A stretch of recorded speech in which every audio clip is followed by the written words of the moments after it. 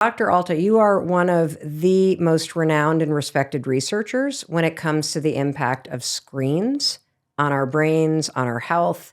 And so let's talk about it. You have written a huge book on this. You are somebody that people look to for expert advice on this. And we've talked a lot about nature. Yeah. But nature is combating what has become the reality for all of us, which is we spend most of our waking hours staring at a screen. Yeah. Yeah, that's right. So the way I think about it is when you sit in today's age and you look out at whatever you're looking at, almost all the time you can tell that it's this year, it's 2024 or roughly 2024. You see screens, you see all sorts of signs that we live in this particular modern age that we live in. I think one really useful thing and why nature is so great is because it's timeless. That I think one way to measure how well you're living is, are you spending at least some of your day in an environment that is timeless, that is not attached and tethered to the here and now, that is not about the latest screen, the latest device, the latest tech, the latest gadget. So when you are sitting in a forest, you could have been doing that 1,000 years ago and seeing exactly the same thing. And I think there's some value to living at least part of our lives every day in an environment that is timeless. What are some examples of how I can step into a timeless environment if I can't get out into the forest today? Yeah, so closing your eyes is really good for that, right? Because you can then think of anything you like, and people have been able to do that forever. That's what makes us human, is our ability to imagine outside of the here and now. The other thing is, I think, just having a conversation with a loved one, which is, again, screens make that more and more difficult. We spend so much time in front of them that we spend less time with people we really connect to. But having a face-to-face conversation with someone, that's also timeless. That was going on thousands of years ago as well. Our species has been doing that forever. We do it less now than we ever have before. So I think timelessness doesn't have to be about nature or even the environment you're in. It can be the activity that you're doing. And so anything where you're connecting with another human being is timeless as well. This is so important because so many of us, and I'm going to include myself, are searching for deeper meaning in life. Yeah. Searching for purpose, searching for a sense of being connected to self and connected to something beyond just that sort of day-to-day autopilot mode, on to the next headline, on to the next deadline, on to the next thing on your to-do list. And I love how you phrase this as, how do you take a break from modern life that is always going to pull you to the next thing and step back into these things that you have described that escape a sense of what decade you're in and what age you are and that have always been around. Right. And so nature, conversations with somebody else, closing your eyes and escaping into your thoughts to remind you that there is something so much more important than the here and now. And is there anything else that you would recommend? Yeah, I think physical activity is a big one, right? Because a lot of the time we spend in front of screens is sedentary. We're not moving, we're sitting. Maybe we're standing if you're at a standing desk, but it's very tethered to a particular place. It doesn't involve a lot of activity. So I think there's a timelessness to physical activity. Our ancestors had to do much more of it just to stay alive. And so they had to find food and they had to, negotiate different landscapes. We don't have to do that anymore. It's easy for us to get by and not move. So I think exercise, picking up heavy things, moving our bodies for certain periods of time every day, all of that is also consistent with this timelessness that I think is important. And I just think it's a good rule of thumb. I've realized this over time, that when you're trying to figure out, am I living the way I'd like to live? A lot of it is those timeless activities that go back to things that we were doing a long time ago that were very good for us as a species that brought us to where we are today. It's a lot of the things that are kind of incredibly new and different. I love technology. I think it's wonderful in many ways. But a lot of the aspects of it that we've kind of put as a gloss over our lives today, I think leave us impoverished in some sense. Very much so. Yeah. And disconnected and distracted and not feeling like you're doing something that's actually meaningful to you. Right. So you've done extensive research on screens, on digital distraction, and also just kind of this constant need to be occupied. It's almost like this state of distraction that we've gotten used to.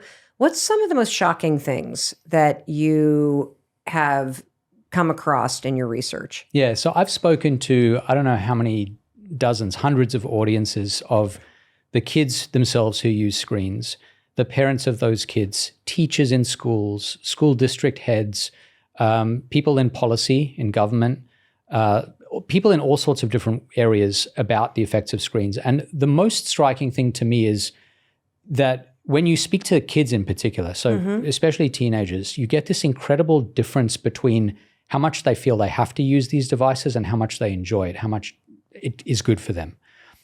So when you eat candy, you might say to yourself, that's delicious. I kind of know it's not great for me, but I'm going to do it anyway. Right. With screens, it's like a different tone. It's this tone of, I wish I and all my friends stopped doing this thing. I wish we didn't keep returning to the same social media platforms because I know it's not good for any of us. But if we don't, if I'm the only one who says I'm going to draw back, then I'm isolated. And so it's this very collective problem where unless you can get lots of people to do the same thing at the same time, it's not going to be easy to solve. And you hear this from a lot of kids. They say, if only I could get everyone else in my class or at least a certain number of people not to do this, I'd feel better. And the parents say the same thing. They say, I wish I could be the parent who says we're going to be much more careful about exposing our kids to these devices and social media and so on. But we can't be the only ones because then our kids are that's a different problem. They're the only ones. Right. So a lot of the work that I'm doing now is on trying to push not just individuals to change how they behave, but to work with, say, entire classrooms or entire schools or entire school districts so that the entire district pushes parents and the kids of those parents to delay how long it takes them to use these devices. Well, it's interesting. I remember reading a big write-up of Deerfield Academy in Massachusetts, who you probably know have this new policy heads up, which is no phones on campus, period. Like they can be in your locker, they can be in your backpack, but they are not on your person. Yeah, so there's a movement called OK to Delay, for example. And there are some others as well that are trying to deal with this at that collective level for exactly the reason you mentioned. There are very few benefits to having phones at school. Maybe a flip phone so you can get in touch with someone in an emergency. They can call the front office. I'm personally one of these people that's like, get the freaking phones out of the schools. Parents can call the front office if there is an emergency. Right. It's a huge problem. There is no need to have a phone on your person when you're supposed to be at school. I mean, that's just my opinion. And I think it's fascinating that a lot of parents who can afford to love sending their kids to summer camp because why? They take their phones away. Yeah. And they love giving their kids that break and the kids love it. But, I do think it's interesting that the shocking piece of research that's come out of it is we all know we need to do something. Yeah. We all know it's bad for us. And we all wish there was an alternative. And yet my entire social life is on this thing. Yeah. I mean, the way I opened this book was talking about how years before the rest of us were aware of this, Steve Jobs, with his own kids, he wouldn't bring the iPad into his house. And then you look at other tech titans. There's a school in the Bay Area that doesn't let kids near phones or use screens until about 9th grade, until they learn to code. Yep. That school, 75% of the kids there are the kids of Silicon Valley tech execs. So they are sending their kids, the people who know the most about what this tech is doing are keeping their kids as far away from these products as possible, especially in the school environment. I mean, it makes perfect sense. Yeah. So do you think we're all addicted to the screen? Yeah, so this term addiction is, I use it in the book as a sort of shorthand to describe a lot of what I think is going on in this case, because the definition that I use is it's something that you want to do over and over again. You want to return to your screen. You want to keep using it despite recognizing that you're not enjoying it and that it's not very good for you on balance, and that it has negative effects in the long run for your social well-being. Your relationships are degraded for it. It means you're more sedentary, so it's not good for you physically. It exposes a lot of us to bullying, anxiety, aggression, loneliness, other negative psychological consequences. It's also a way to overspend. A lot of people spend too much money using I feel like devices. Instagram has turned into the home shopping network. Exactly, yeah. It's a very powerful way to sell products. Yeah. Wow. You said earlier this interesting metaphor that, for example, we all know candy's delicious. Yeah. But if you just pound a gigantic, 5-pound chocolate bar, I love Tony's chocolate. I also love Mr. Beast's new line. I just love chocolate. And Halloween, you go out trick-or-treating. Yep. I'd fill that pillowcase up, man. I would come home, sort all the candy, and I would just start munching. Yeah. But then I would have a huge stomach ache, and I wouldn't want to look at candy again for another month.